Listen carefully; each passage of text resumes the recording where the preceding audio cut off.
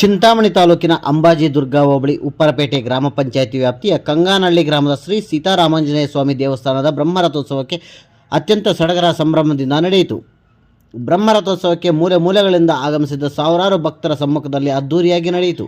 ಇದಕ್ಕೂ ಮೊದಲು ಶ್ರೀ ಸೀತಾರಾಮಾಂಜನೇಯ ಸ್ವಾಮಿಯನ್ನು ರಥದಲ್ಲಿ ಪ್ರತಿಷ್ಠಾಪಿಸಿ ವಿವಿಧ ಪೂಜೆಗಳನ್ನು ಭಕ್ತರ ಸಮ್ಮುಖದಲ್ಲಿಂದು ಸಲ್ಲಿಸಲಾಯಿತು.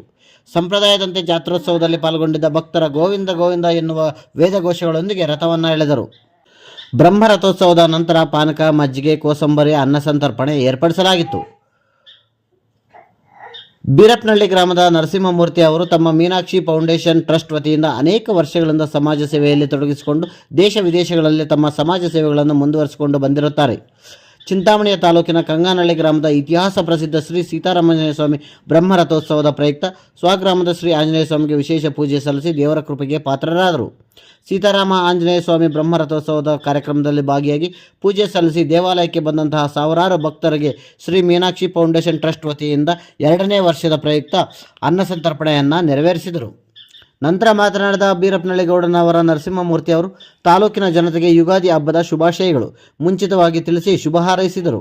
ಹೊಸ ವರ್ಷ ಬರುತ್ತಿದೆ, ಎಲ್ಲರೂ ಹಳೆಯದನ್ನು ಮರೆತು ಹೊಸ ವಿಚಾರಗಳನ್ನು ವಿನಿಮಯ ಮಾಡಿಕೊಂಡು ಗಿಡಮರಗಳು ಚಿಗುರುವ ಈ ವಸಂತ ಕಾಲದಲ್ಲಿ ಕ್ಷೇತ್ರದ ರೈತಾಪಿ ವರ್ಗಕ್ಕೆ ಉತ್ತಮ ಬೆಳೆಯಾಗಿ ಮಳೆಯಾಗಿ ಬೆಳೆಗಳಿಗೆ ಉತ್ತಮ ಬೆಲೆ ಸಿಗಲಿ ಎಂದು ಆ ದೇವರಲ್ಲಿ ಪ್ರಾರ್ಥಿಸುತ್ತೇನೆ ಎಂದರು.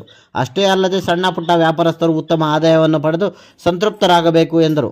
ಹಾಗೆಯೇ ನಡೆಯುತ್ತಿರುವ ಯುದ್ಧ ಕಾರ್ಮೋಡವು ನಿಂತು ಪ್ರತಿಯೊಬ್ಬ ವ್ಯಕ್ತಿಯಲ್ಲೂ ಸಂತಸ ಮೂಡಲಿ, ಈ ಯುದ್ಧಗಳೆಲ್ಲ ನಿಲ್ಲಿಸಿ ಪ್ರಕೃತಿ ಸೌಂದರ್ಯ ಹಾಗೂ ಮಾಲಿನ್ಯವನ್ನು ಯಥಾಸ್ಥಿತಿಗೆ ತರಲಿ ಎಂದು ಆ ದೇವರಲ್ಲಿ ಪ್ರಾರ್ಥಿಸುತ್ತೇನೆ ಎಂದರು.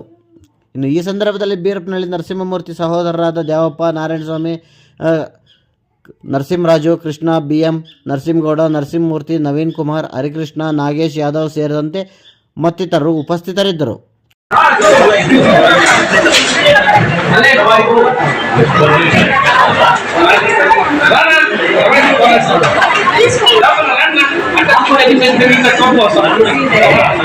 ಶುಭಾಶಯಗಳು ಅಡ್ವಾನ್ಸ್ಡ್ ಆಗಿ. ಆ ಭಗವಂತ ನಮಗೆ ಈ ಆಂಜನೇಯ ಸ್ವಾಮಿ ಸನ್ನಿಧಿಯಲ್ಲಿ ನಮ್ಮ ಒಂದು ಕೋರಿಕೆ ಏನು ಅಂದರೆ, ಈಗ ಹಳೆ ಕಹಿ ನೆನಪುಗಳೆಲ್ಲ ಈಗ ಕೆಳಗಡೆ ಉದುರೋಗ್ತಾ ಇದೆ. ಹೊಸ ಚಿಗುರು ಈಗ ಬರ್ತಾ ಇದೆ. ಆ ಹೊಸ ಚಿಗುರಲ್ಲಿ ಒಂದು ಗುರಿ, ಒಂದು ಸಂತೋಷ, ಒಂದು ಆನಂದ ಎಲ್ಲರಿಗೂ ಸಿಗಬೇಕು. ಮೊದಲನೇದಾಗಿ ನಮ್ಮ ರೈತ ಬಾಂಧವರಿಗೆ ಈ ವರ್ಷ ಎಲ್ಲ ತುಂಬ ಒಳ್ಳೆ ಬೆಳೆ ಆಗಬೇಕು, ಅದು ಮೊದಲನೇದು. ಎರಡನೇದು, ಮತ್ತೆ ಪುನಃ ಇಲ್ಲಿ ಸಣ್ಣ ವ್ಯಾಪಾರಸ್ಥರಿದ್ದಾರೆ, ದೊಡ್ಡ ವ್ಯಾಪಾರಸ್ಥರಿದ್ದಾರೆ, ಉದ್ಯಮಿಗಳಿದ್ದಾರೆ. ಈ ವರ್ಷ ಎಲ್ಲ ಚೆನ್ನಾಗಿ ಅವರೆಲ್ಲ ಏನು ಹೇಳಬೇಕು ಅಂತ ಹೇಳಿದ್ರೆ ಒಂಥರ ಉದ್ಭವ ಆಗಬೇಕು. ಮತ್ತು ಈಗ ಯುದ್ಧ ಕಾರ್ಮೋಡ ಆವರಿಸಿದೆ, ಅದನ್ನು ಶಾಂತಿ ಆಗಬೇಕೆಂದು ಆ ಭಗವಂತನಲ್ಲಿ ಪ್ರಾರ್ಥಿಸಿದ್ದೇನೆ.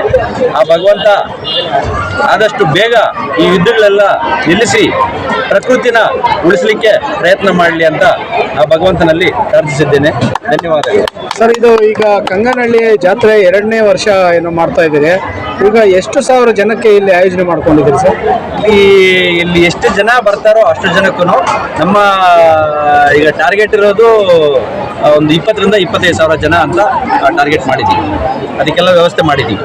ಎಷ್ಟು ದಿನ ಇರುತ್ತೆ ಸರ್ ಅನ್ನದಾಸೋಹ? ನಿನ್ನೆ ಸ್ಟಾರ್ಟ್ ಆಗಿದೆ, ನಿನ್ನೆ ಮತ್ತು ಇವತ್ತು ಮತ್ತು ನಾಳೆ.